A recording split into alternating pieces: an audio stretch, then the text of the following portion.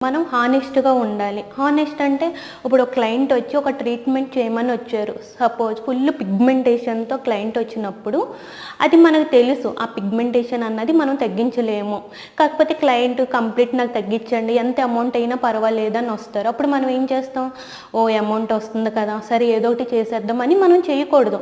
Ethics అన్నది మనకు ఉండాలి. చెప్పాలి.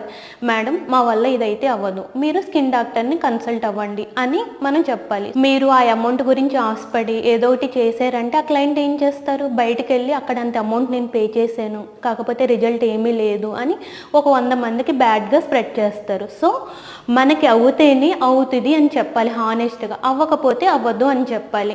ఎప్పుడైతే మనకి బ్యాడ్ నేమ్ వచ్చిందో మన కెరీర్ అక్కడితో స్టాప్ అయిపోతుంది. మంచి నేమ్ సంపాదించాలంటే మనం చాలా హార్డ్ వర్క్ చేయాలి. చాలా టైం పడుతుంది.